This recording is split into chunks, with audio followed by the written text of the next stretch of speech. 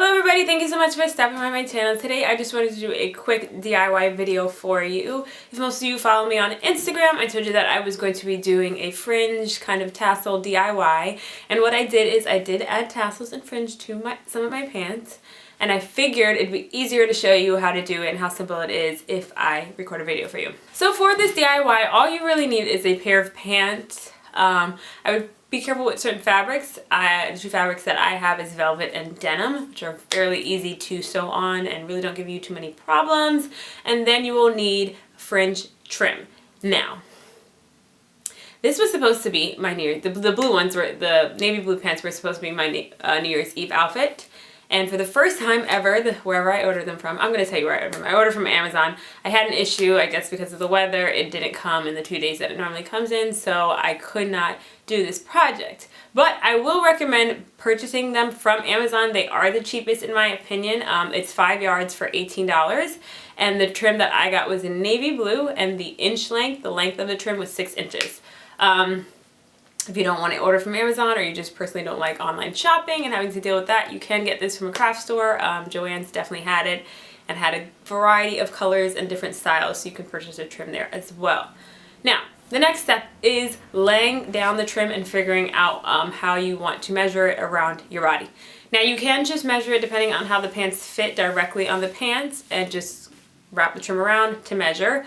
Or if they're a little bit more fitted, I would recommend really putting the pants on and then measuring that way, because obviously when you have the pants on, your butt, your hips, your knees, whatever kind of fills into the pants, and then you can kind of get a realistic view of how it is going to be when you're sewing it on. Because what you don't want to run into is that you sew the trim too tight and it actually busts when you put the pants on.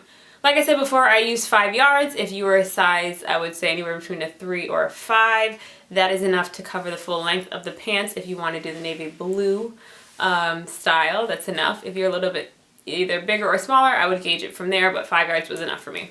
So once you've measured the trim to your body, especially around the butt and hip areas, you want to do that with the pants on. You're going to lay it out flat and you're just going to tier it. So basically what you're going to want to do is where one area of the trim ends is where you'll start the next. And that's what kind of gives that like tiered fountain effect once you have sewn them on. I am going to sew these by hand. Before you start to sew, you just want to make sure that you're pinning down the fringe. This will help to make it easier when you are sewing, and also make sure that you're not pulling the fabric too tightly and causing it to bunch up.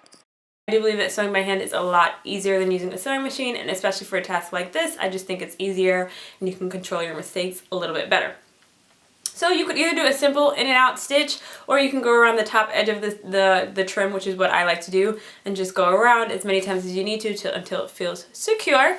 If you are not familiar with sewing by hand, I also have another video where I kind of show a more in-depth process of how to sew by hand. I'll leave that for you above, and you can check that out.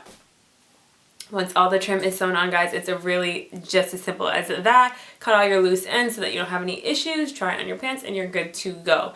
It wasn't really a hard task for me. I would think that maybe the most difficult part of it is sitting down and doing it.